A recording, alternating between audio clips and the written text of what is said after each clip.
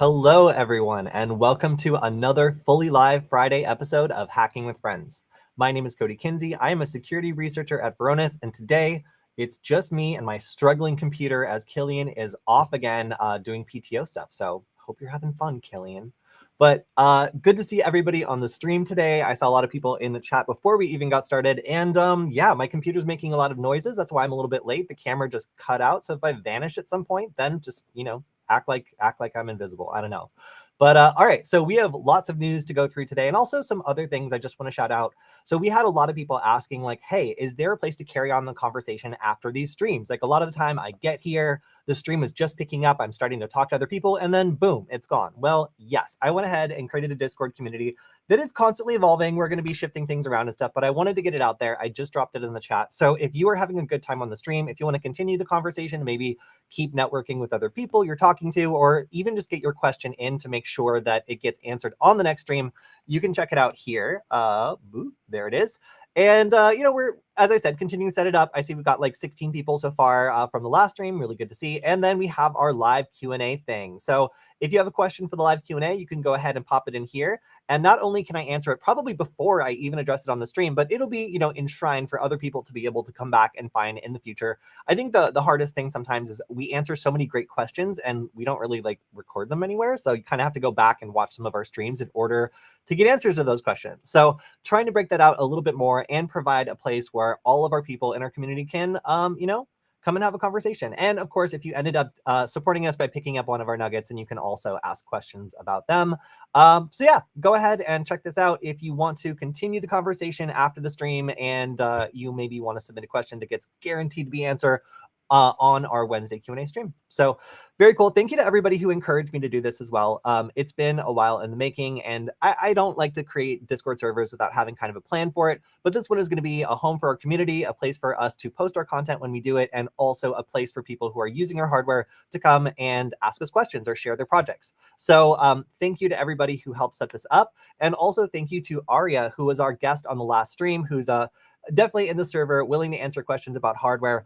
I think the best part of the last stream we did was we found out that we could use a Raspberry Pi Pico as like a logic level analyzer and be able to like see the kinds of data that was sent directly between like sensors and other peripherals with hardware. Super cool stuff. So if you haven't seen it, check it out. And a big shout out to her for appearing on the stream last time.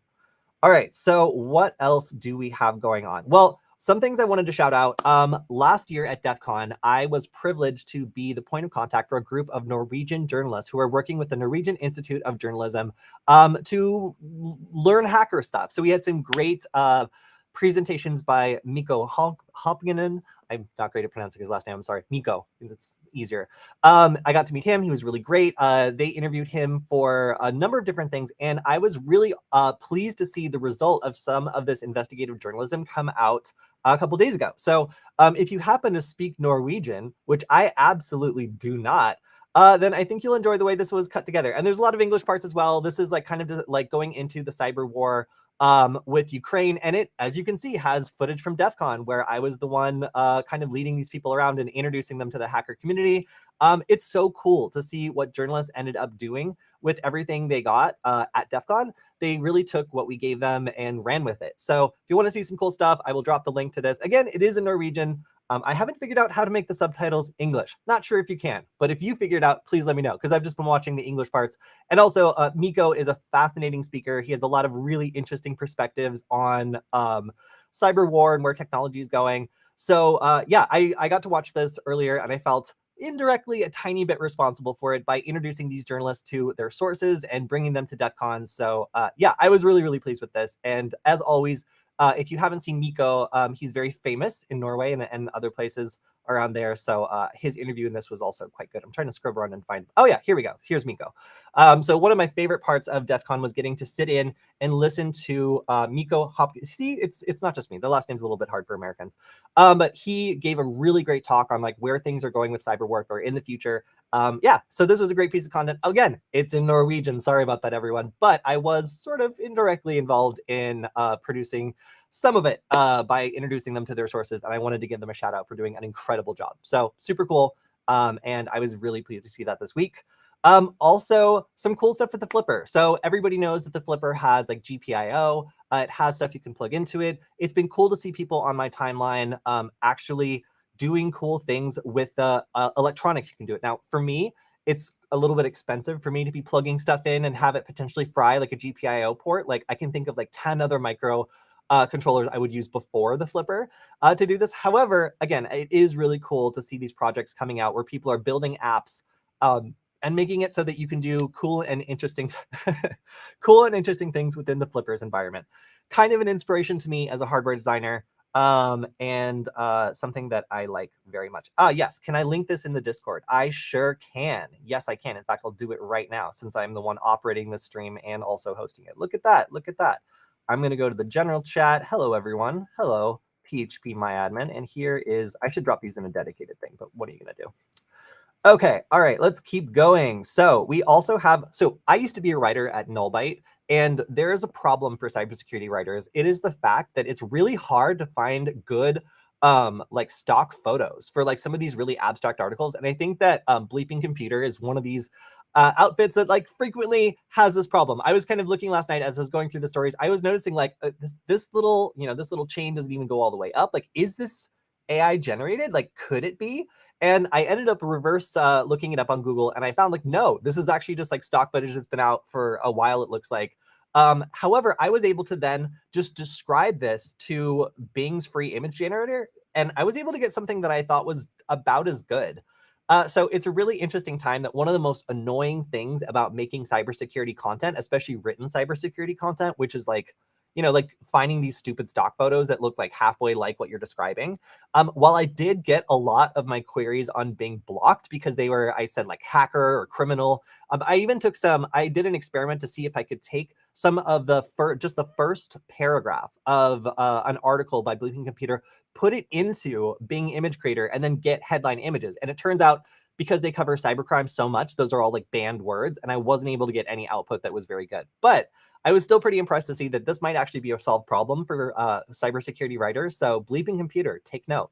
Your days of having to sift through the same couple of images that I see every single week might be numbered, because these are. Zam also pointed out that there are definitely some cursed things here going on, and yeah, it's not perfect. But I will say this is a problem that has been there for a while, and also. One of my followers pointed out there's a typo in this Bleeping Computer article, which we're actually going to get to in a little bit.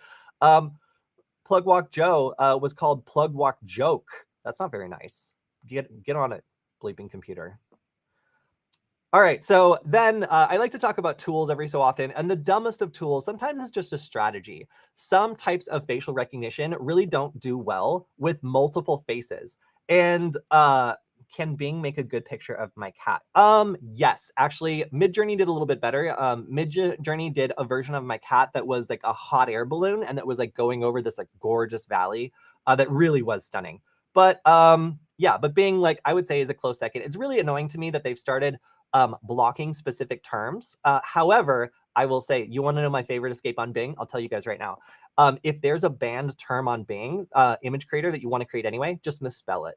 Just use the most common misspelling, and it gets around the block like pretty effectively. There were a couple things that it just would not create for me that I thought were dumb, so I just misspelled them in a way that made sense to my brain. And I was like, oh, it's not banned. But then I realized I was actually misspelling it, and that's how I was getting around the block on certain like image creation words. So Bing is still, I think, surprisingly one of the best places you can go to make like stock images and stuff like that. So if you're interested in just creating stuff, I've been using it to make all sorts of things. In fact, I believe that the server image for our Discord server is AI generated. So yeah, lots of cool art that you can do there, but a lot of it's kind of locked down. So anyway, back to this.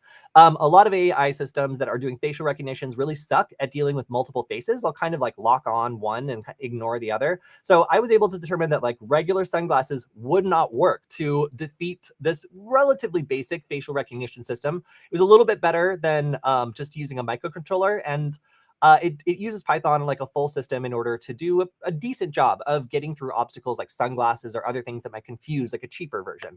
However, putting a tiny little face on the corner of your sunglasses actually did a pretty good job of confusing the system. So if you're looking for a way to mess up facial recognition, this might be it. Go ahead and try it. Let me know if it works. I use a completely jailbroken LLM. Are you talking about Llama, bro? Because I do it too. Llama is awesome. And the Dalai project is a great way of getting access to the leaked language models that were kind of put out, like Alpaca and then Llama, that were, one of them was put out by Meta, and the second one is a trained version of that. There's some super cool projects where I can make my computer exceptionally hot by running a little web server on my MacBook Pro and running my own like unlocked like large language model. It's really cool. So yeah, definitely check it out. It seems like some other people have tried that as well. All right, let's move on to the next thing. So this is probably one of the worst stories of the week, and I just wanted to shout this out specifically. Toyota has disclosed that they had a really interesting breach. So this is not so much, I wouldn't even call it a breach. It was a misconfiguration that was publicly exposing the real-time position of vehicles using certain services. So that means not every Toyota in the world here was exposed, but frequently when we talk about like hacking cars, we're not really hacking, the engine or something. We're hacking like a telematic system or something built into the car by the manufacturer that's either switched on in the background or optionally switched on. Some of these systems have unfortunately been maintained by third-party providers that just didn't do a good job. And this is frequently what we'll see. We'll see the car service be like, oh no, OnStar really messed up again. But it's like almost every Nissan or whatever that's built in with this standard could be vulnerable to being like remotely unlocked or some other stuff like that. So when we talk about car hacking, the modern car hacker isn't focused on necessarily like the key fob or like any of the things you might expect. Instead, they're looking at remote services, because in order to break into a car with full knowledge of all the technology going on along it with it, and if it's a newer car, you might have a better chance just copying the VIN number, which is perfectly visible from it sitting there, and then using that to hack into the backend service of the car and let yourself in. Okay, so what happened here? So Toyota had one of these telematic systems that was, oh yes, it was discovered that the data the Toyota Motor Corporation entrusted to Toyota Connected Corporation to manage has been made publicly available due to misconfiguration of the cloud environment. So looks like Toyota Motor Corporation throwing Toyota Connected Corporation under the bus here a little bit. They trusted them and they were betrayed. But they both say Toyota, so like, what is going on here? Anyway, what exactly was happening is the G-Link, G-Link Lite, or G-Book services, which are something that are built into Toyotas or are optional things that can be turned on, were public facing. That means that the in-vehicle GPS terminal ID number, chassis number, vehicle location information with time data all were exposed. So what would you be able to really, like, what's the impact of this? Well, it seems as though if you had the vehicle's VIN number, you could just get to know exactly where the target's car was at all times. The VIN and chassis number is easily accessible. So obviously somebody who just walks up to the vehicle is able to see it and then potentially get physical access to the car by locating it. And again, this isn't as severe as some of the other like things that we've seen where by getting the VIN number, you can unlock the car, but getting real-time access to someone's vehicle is real-time access to someone's location information from their vehicle is definitely still a big deal. So this is so big of a deal that they have pledged to set up a call center specifically for, and also send out apology emails to anybody impacted. So it seems like a pretty big deal. Yeah, so this is, again, probably the worst story of the week just because so many vehicles were impacted. And while they say that there was no evidence of exploitation, like it does certainly seem that if you're publishing this information just publicly on the internet, that somebody might have seen it at some point. But who knows? Definitely interesting to see. All right, let's move on to more stories. So this is probably my favorite story of the week. This is Corellium. So if anybody knows what Corellium is, it is a service that allows you to simulate iOS and test things out. It's like a service for security researchers, and it's something that allows us to, hack away at iOS and treat it just like any other operating system. Virtualization is a pretty standard part of everything now, because like when we're testing Android apps, we'll simulate an Android device and we'll try it out on that rather than trying to have like every Android device known to man, like sitting in our closet or something that we can test things out on. So this is really standard for security researchers, and Apple has been pretty aggressive here, repeatedly trying to go after Corellium. And it seems like they finally failed to revive their lawsuit against Corellium. This is a pretty major win for security researchers and anybody who wants these platforms to be auditable.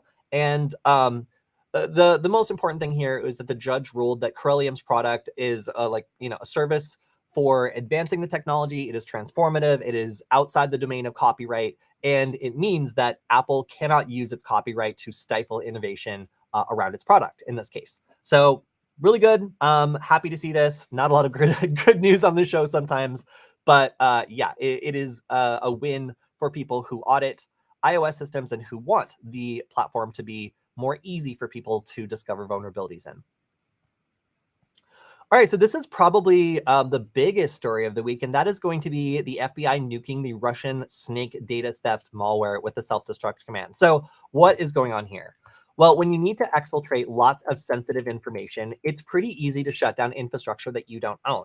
What it looks like is that I think it was like in the start of 2000. Actually, no, this started like the 90s, if I remember this article right.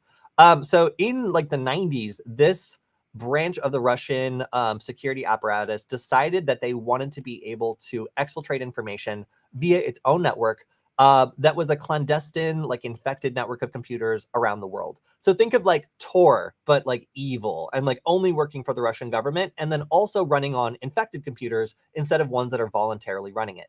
So what the goal of this was, it was to create an infrastructure that is incredibly difficult to take down so that it's not using conventional means in order to exfiltrate information that's incredibly sensitive back to Russia. So this also, these governments get so serious about their name. So development of the snake malware started under the name Ouroboros in the late 2003. And then I guess the Five Eyes Nations decided to create something called Perseus in order to slay this thing. So there's a lot of mythology and stuff going on here, but what it was designed to do is allow communication with this network and basically allow somebody who was not supposed to be able to access the network to intercept communications and also be able to issue commands along the network. So first they were able to infiltrate this and find out that there was information from like NATO and other organizations that was, NATO and US devices compromised by snake malware. They sent something that was able to uninstall all of the malware that was running on affected computers without impacting the operations of the computers. And that's a pretty tall task, like being able to remove like an infection from all these computers without also crashing some of them is pretty difficult to do. So the fact that they did this and then they made it such a high priority is definitely a testament to how important this network was for exfiltrating stolen information. So yeah, a lot of time we don't know exactly what sort of infrastructure hacking groups are using that's above and beyond what we might expect, like the Tor network or something like that.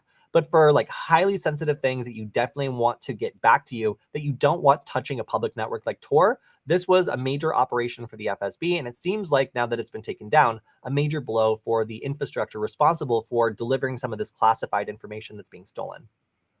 Yeah, hopefully without messing up these devices. Like it's for the greater good. If a couple of computers had to get killed here, I feel like the US government probably signed off on that.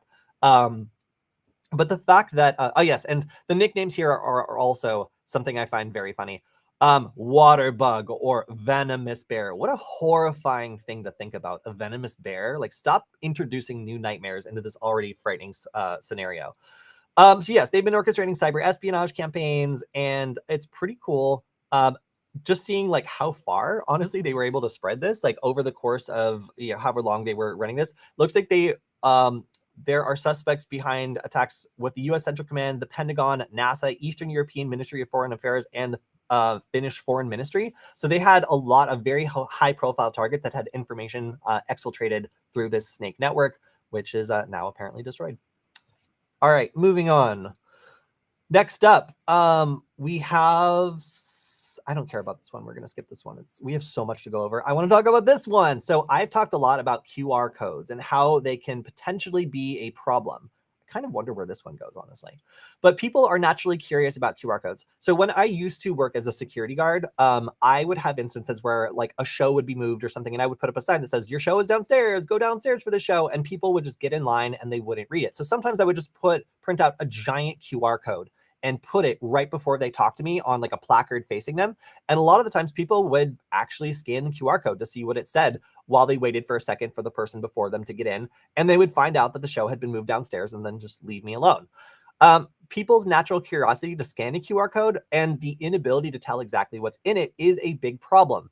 And that is something that cyber criminals have been using pretty creatively.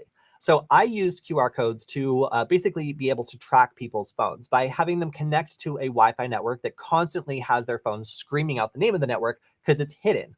And it doesn't tell you that when you scan it, but it does make your phone into a big fat tracking device where if I'm in range of your phone via Wi-Fi, which is pretty much line of sight, I can tell basically where you are.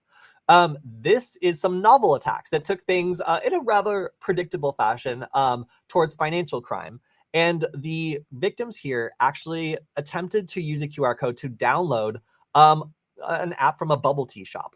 So frequently you'll go to one of these restaurants and they'll have QR codes as their menu, or they'll just have them out in an area that's publicly accessible. And this makes me cringe because I have a little thermal printer and I love printing out or QR codes and sticking them on top of other QR codes. It is super easy to do, and it is hard to tell that that is not the QR code that's supposed to be there. And sometimes the menu changes and maybe they'll just go out and stick a new QR code on top of the old one anyway. So it's not even that suspicious looking. Most people will just do it.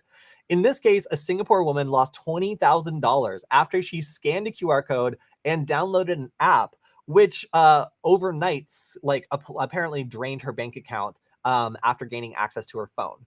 So obviously there's some pretty sophisticated levels of how bad this can get, but there's also some pretty simple ones. So let's say that you're a parking lot and you want people to scan a QR code to pay for their parking. Well, it seems as though another version of this story went where someone was trying to pay for parking and then ended up paying a phishing site instead that looked, relatively like the parking website, but instead did not give them any parking. They probably got their car towed, and it charged them for something that it just wasn't even selling. So be careful with QR codes. If you are going to pay something based on a QR code, make sure that the QR code hasn't been tampered with. I do that all the time. Frequently, I will send someone to a funny website, but it's just as easy to send them to a malicious website. So if you see QR codes out in the open and they can be manipulated or messed with or modified or changed, be a little bit cautious before scanning them, because you really are going to have a hard time telling what is a legitimate website and what is not a legitimate website if you've never been there before, especially if you're in like a parking lot or something. And the fact that somebody got their whole ass device compromised by scanning this and then like downloading an application which ended up being malicious, this is a new frontier, especially for small businesses that, might not notice if this was swapped out. If you have your customers thinking they're going to get like 20% off by downloading your boba tea app, but instead it steals $20,000 from their bank account, it's just too easy of a crime for people. I mean, if people are going to be credit card skimming at gas stations, then you can expect that they will do this as well, because it's just as easy, especially with ChatGPT to help with writing the lookalike website or some of these other like AI assisted tools. It really is a good time for those who are looking to make a phishing website and spread it by means like a malicious QR code. So again, be careful of those QR codes. It's very funny. I love QR codes. I've done a couple of articles on QR codes and how you can use them to mess things up, and they're always really popular. So I'm not surprised to see that more people have found other ways of messing with QR codes. Okay. Oh, look at that. So we've talked about BPFD or Berkeley Packet Filter Door.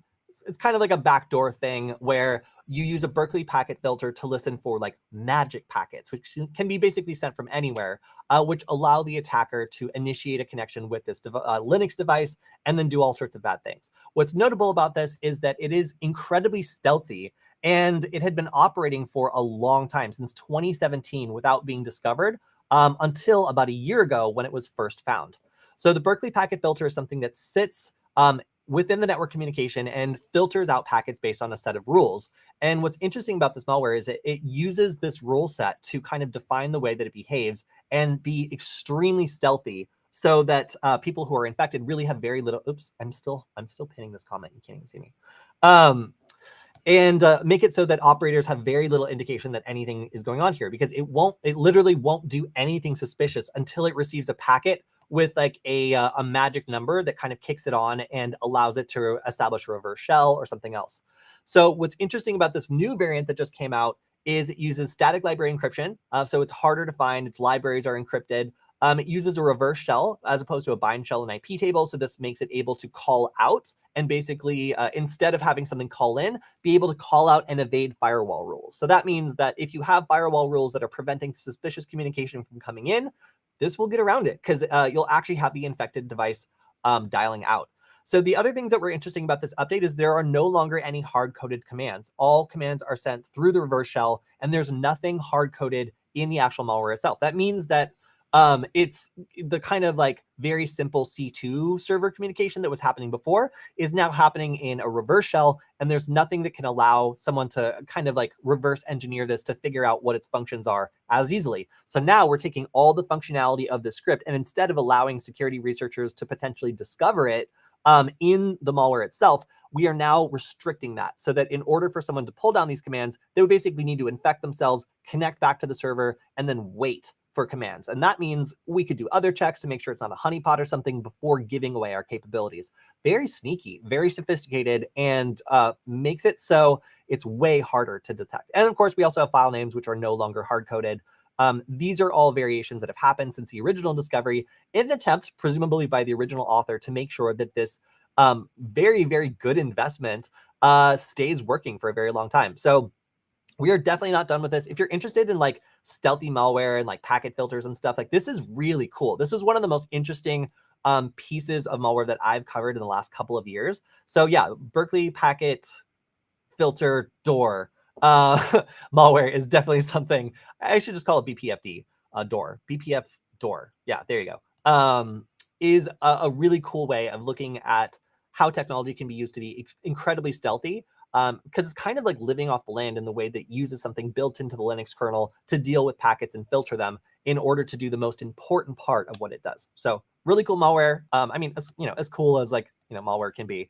But I really find it interesting the way that this was able to evade detection for such a long time just by using these built-in tools in Linux. Super cool. All right, so Brightly is warning about a school dude data breach. I'm sorry. So we're firmly in our who is getting free credit monitoring section of the show. And Brightly, which is I guess a subsidiary of Siemens. Oh, I know two people that work for Siemens. Is notifying customers that if you are part of School Dude, which the branding on that to me is just off. But if you're a school dude, then you might have been breached. It seems as though this is a platform that allows over 7,000 colleges, universities, and K-12 students to do like work orders is what it seems like it is. So the incident involved an unauthorized actor obtaining certain account information from the School Dude user database. Not really totally clear what this data is. They believe the threat actor stole the information. That's going to be names, email addresses, account passwords. Okay, well, that sucks. Phone numbers and school district names. So what's notable about this, oh yeah, I remember this article, is the account passwords. Seems like they either weren't hashed or like something went goofy. So as a result, these passwords are considered to be breached. If you use these passwords anywhere else, which I guarantee you some of these school users did, it's education. Of course they did. It's very, very likely that you're going to see phishing attacks based on this breach. As soon as the information is out there, being able to associate it with contact information and having a valid password, that sucks. So while you might not be breached in your School Dude account, if you did use that password anywhere else, you're going to want to change that immediately. I personally am not a school dude, but I'm sure that some school dudes out there are going to, find out. All right, so Ubiquity developer who extorted the film getting 6 years in prison. We've covered this a couple times. They were convicted, and we were kind of waiting to see what exactly was going to go down for this. This was a data breach that ended up just being like an internal person, and it ended up being somebody who actually worked there. So this is, I believe, Nicholas Sharp. Yes, Sharp. Yes. Yes, is literally the first line. So this is just kind of the wrap up to a story that we covered a while ago. 6 years in prison for attempting to extort your former employer, I feel like is reasonable. Not too much, not too little. But yeah, so before you attempt to make money by using your access to a tech company to, like get paid off, do realize the Department of Justice may figure that out. Not much else there, but that's an unfortunate sentence. All right. So Twitter's rolling out encrypted DMs, but only for paying accounts. What a huge surprise. Is Bleeping Computer using like AI generated images? Some of these just seem whatever. Okay, I'm not gonna, I hope they are, honestly. I think that'd be great. So what's to the story? Well, there's going to be encrypted messaging coming to the Twitter platform. The rub is, of course, you have to be subscribed. You got to give Papa Elon the money if you want it. And also, if you forward anything, it doesn't work anymore. And also, you can't add other people to the conversation. Plus, also, if you have another device, you can't transfer any of the conversations over to that. And you can't transfer between devices too. So you can't add a new device. And then if you have like two devices, like I don't know if you can see the messages on more than one. There's a lot of problems that they're still trying to work out here. So they said, don't trust it. Which when you're adding a security feature, what the hell does that actually mean? I would highly advise that you do not trust Twitter's new encrypted messaging at the moment. I mean, whoever really did trust Twitter DMs anyway. But yeah, we'll see. We'll kind of take a wait and see approach on this and see if this gets better. But for now, there's so many ways of breaking the way that this works that I would not recommend it for people who are looking for true security at the moment.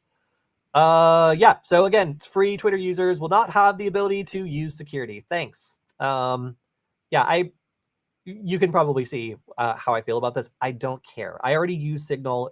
It's fine, and I don't do any encrypted messaging on Twitter. I don't think that it's a good platform for that, and I don't think its current management with its current resources is going to pull off a version that like is truly secure or a good idea. But that's just my personal opinion. I guess we'll see. All right, next up. Google is bringing dark web monitoring to all Gmail users. So in true Google fashion, Google is announcing a feature that's not yet available yet. Wow, Google, I love it when you tell me about things that are coming up but I can't immediately use. I love marking it down in my calendar like your products are the highlight of my day and then waiting to see when it rolls out just for me.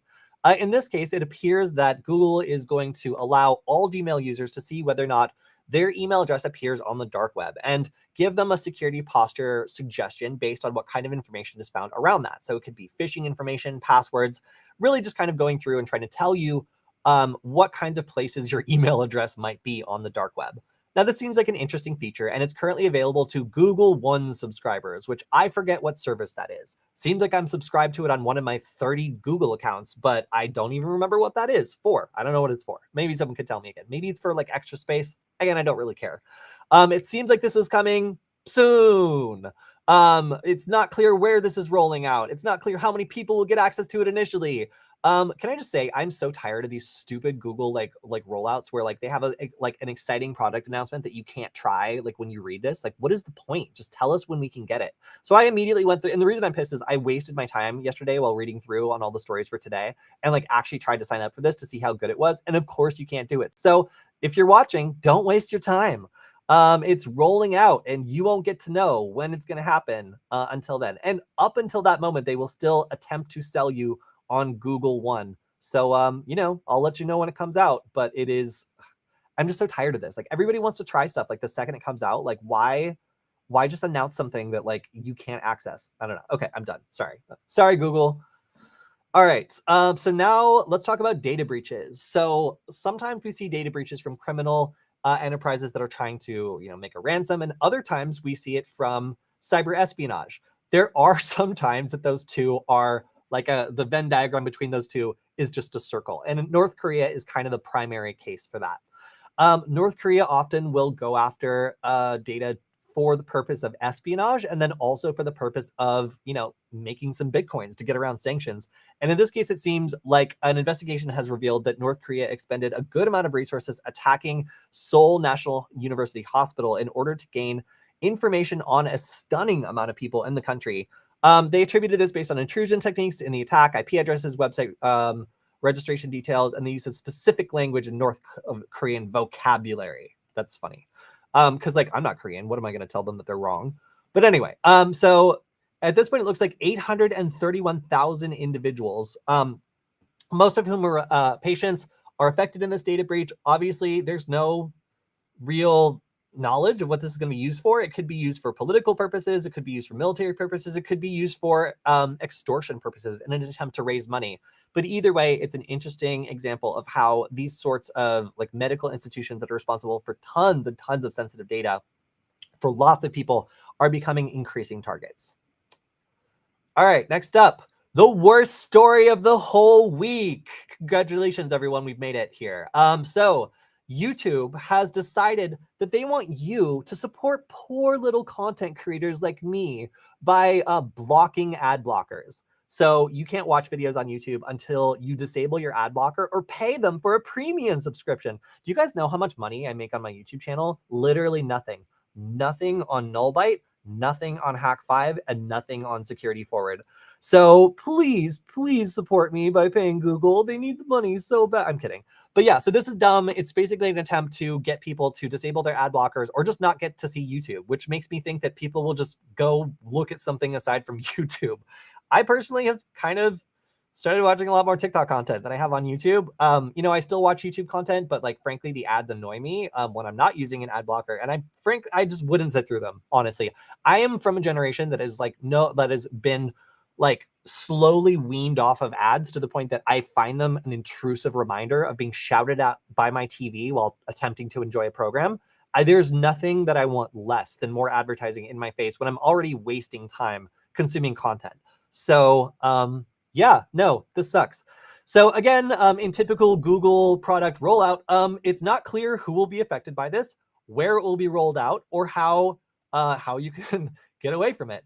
I would recommend a VPN though, because if it's regional specific, then maybe just go to a region where that doesn't happen. But more stunningly great ideas from a company falling behind in the AI wars. Congratulations, Google, on your idea, because as the stated beneficiary of this idea, I think it's dumb.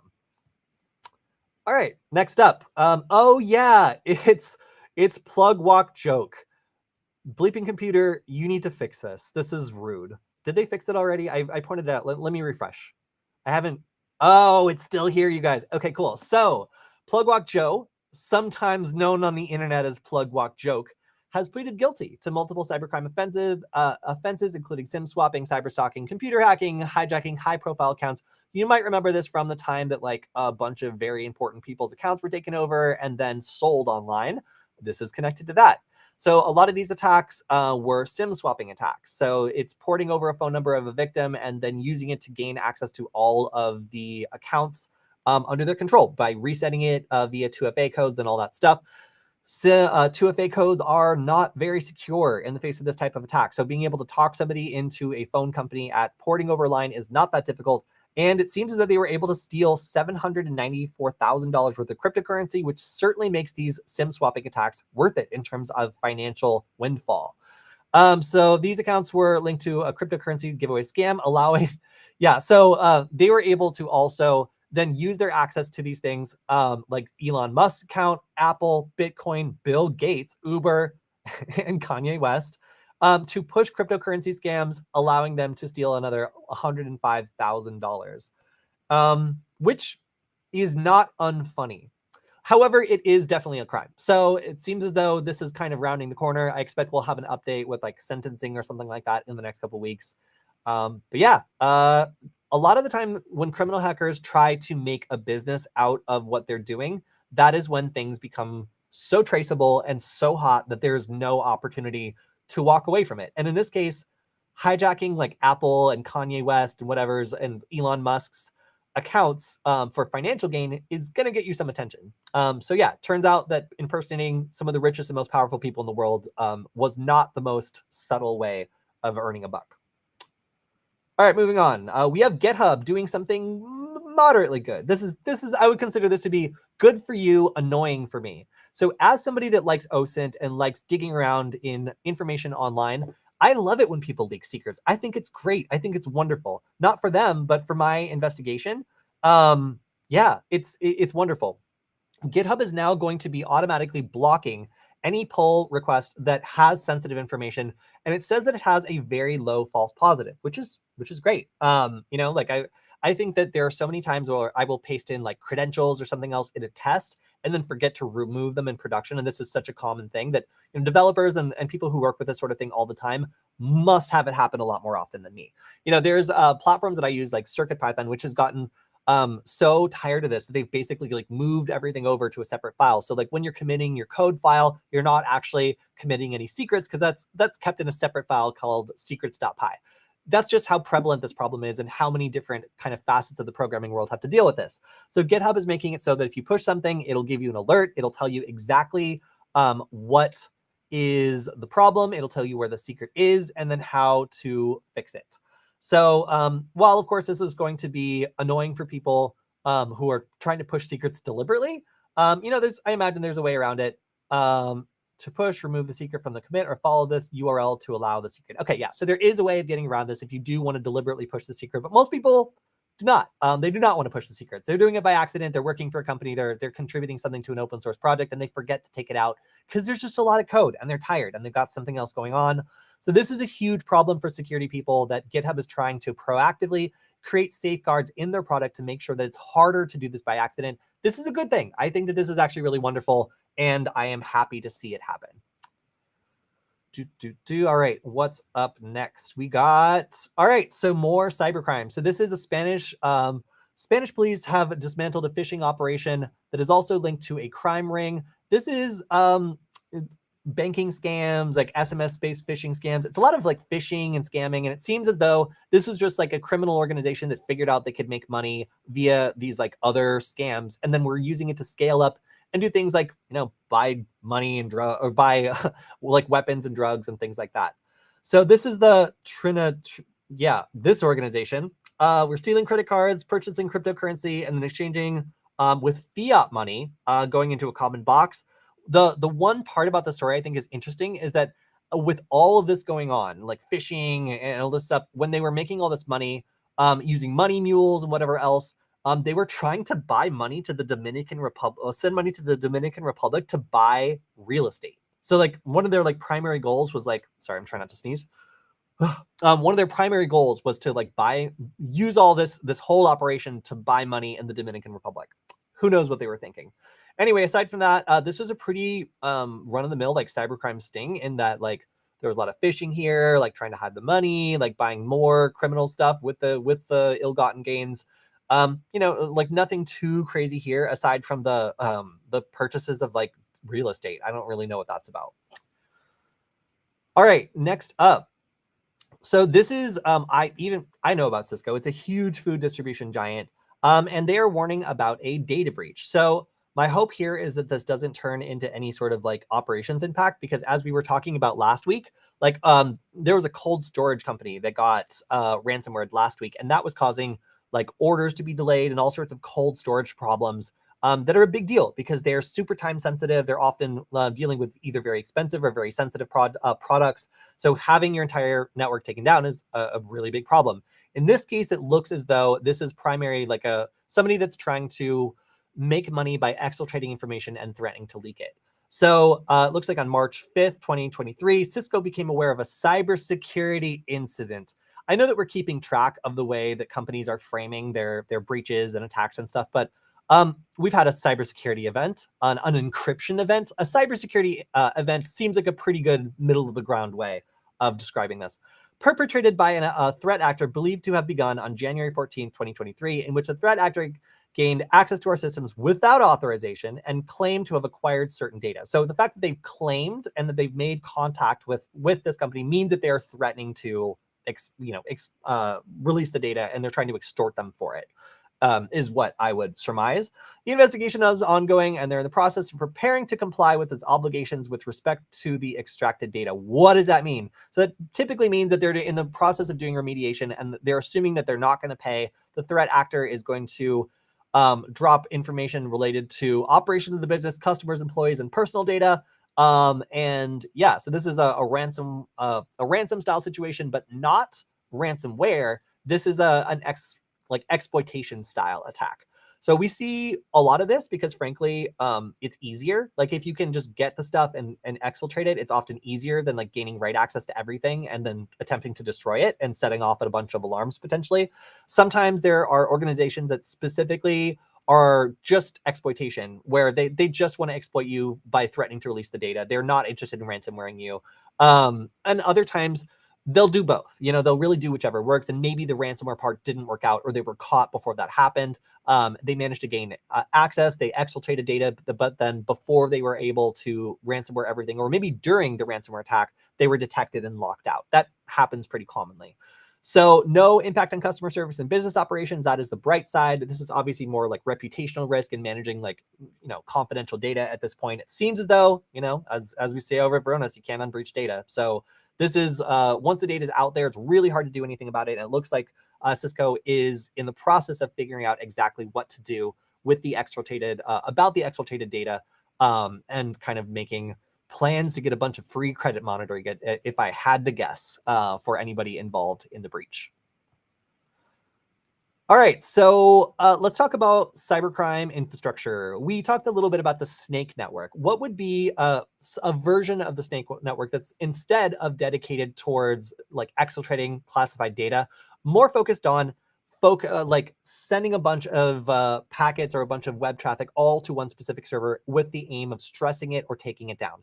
Well, that is the denial of service, distributed denial of service kind of business model, where a bunch of infected computers are all able to be targeted for hire at a specific service in order to stress it out, take it down, or cause it to be unavailable to customers. So the way that these typically spread is flaws in like networking devices or other powerful like gateway devices that allow the attacker to get a lot of firepower for what they are infecting. So sometimes we'll see like virtual systems be the target of this, but in this case, it's back to kind of traditional networking devices that are the target of this. This is a Ruckus wireless admin panel that has a flaw that allows you to just send an unauthenticated HTTP GET request in order to take over this device. So all you got to do is do a scan on the internet, locate these things, and send a GET request, and boom, you are the administrator of this device. And in this case, it looks like it's been used by a group that is specifically setting up a distributed denial of service that allows you to rent this out and then attack other devices. So just kind of notable how simple this attack is. This is, in fact, exactly what you would need to do in order to take over a device. And it really isn't much. This is, you could post this in a tweet. So just if you've been curious about the way that these sorts of botnets get started, it's often these sorts of flaws in networking or gateway devices that allow projects like this to start targeting and then attacking these devices and kind of rallying them into a big botnet they can use to make money. Which leads us over to the FBI attempting to take these things down. So a lot of these various services have websites that they use to get in touch with customers and take orders. And a lot of them have been taken down with banners like this. So is this okay? I don't know if this, I guess this is okay. Yeah, sometimes it's hard to tell like whether it's the logo of the website that's been taken down or like a law enforcement partner, but this one looks cool. I enjoy that. Anyway, so this has been going up as a result of Operation Power Off, which is an ongoing attempt to attack these distributed denial of service for hire like operations. And what's a little bit discouraging is that a lot of the URLs that were seized this time are actually just reincarnations of previous ones. So these are ones that like, kind of like don't really like mean that it's been taken down even necessarily for even that long. It just means that they were able to take down like a well-known domain for this, even though they typically remain accessible over Tor or through like other services. All right, kind of running out of time. Let's see what else we got. All right, so this is kind of a technical thing. We were talking about how MSI got popped a couple of weeks ago and speculating on what this could mean. And it seems like negotiations have not gone well with the ransoming party.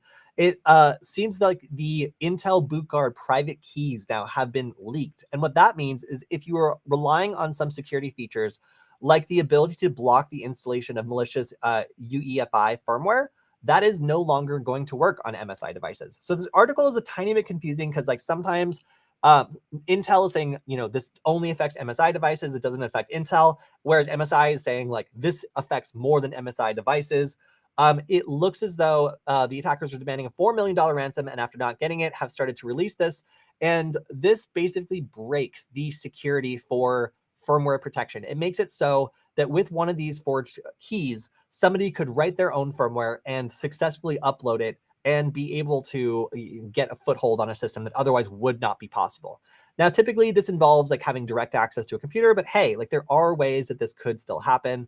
Kind of an interesting example of what happens when you don't pay the ransom. The fallout from this is obviously like now a new attack is possible against this type of device. while it might not be a super easy attack, it is one that's dangerous because it bypasses security that has been built into the device and that has been pretty effective up until this point at stopping these sorts of attacks.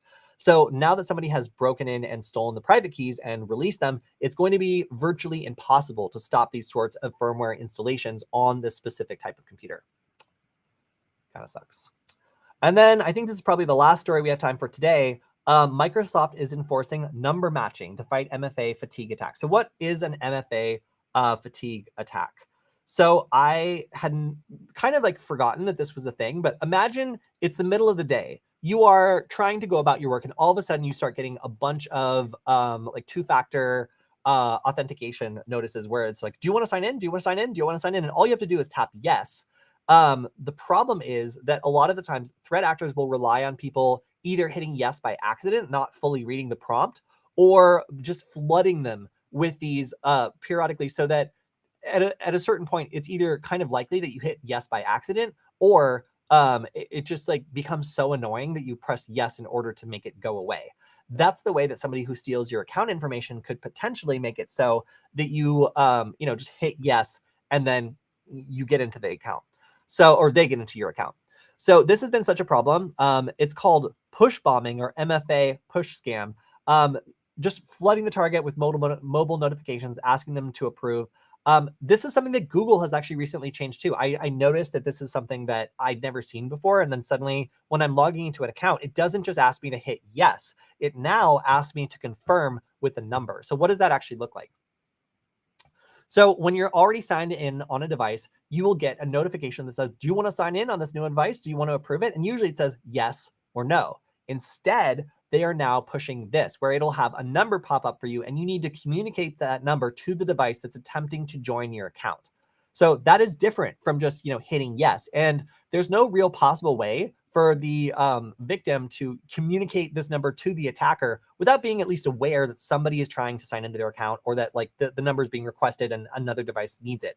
This is a step harder than, just hitting yes or just bombing someone over and over with these, because you still need to get this number in order to sign into their account, making stealing their credentials and bombing them with these credentials not very effective anymore. So again, Google, I believe, has started doing this relatively recently because I see these on my Google account, like sign-in alerts now. Seems like Microsoft is rolling this out for people who might otherwise potentially be victims of this sort of thing because it's becoming increasingly popular and it does seem to be effective to just spam people with these sign-in requests and hope that they accidentally hit yes. Kind of dumb, but it does work, and it seems as though it is now going to work a little bit less effectively. All right, so that is about all the time we have on this stream. I'm going to do my best to drop some of these links into here, make sure that we have a good conversation we can carry on the Discord server. And if you didn't get it, I will, of course, drop the Discord server link in the chat again. It's good to see everyone. And yeah, I hope that we can continue the conversation on there. I also, of course, per usual, want to give a shout out to Varonis, who is the sponsor of the stream, letting me spend my time with you every week.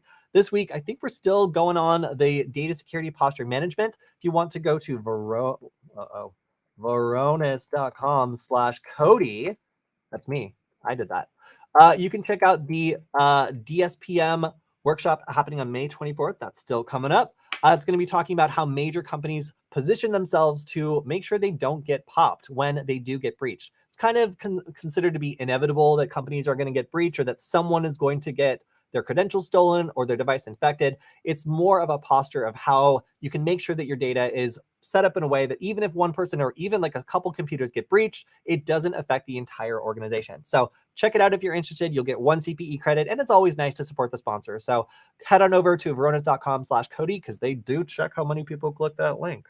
And I would appreciate it very much. So we will see all of you for the next session on Wednesday, where we're going to be doing our Q&A. So if you have a question, feel free to leave it either on the YouTube channel. You can shoot it at me at Twitter if you want to. I think I already have a question on Twitter that I'm going to be responding to. But preferably, if you really want to, go ahead and drop it on our new Discord server, where I will make sure it is not only answered, but I will also make sure that other people are able to find the answer in the future if it's a really good question. So thank you to everybody for hanging out with us today. Saw a lot of good activity in the chat, and hopefully I see you all on the Wednesday Q&A stream, where we'll be able to answer all of your questions, especially if you have any about anything we've covered today. Happy to answer it. And I think maybe we'll have a guest again.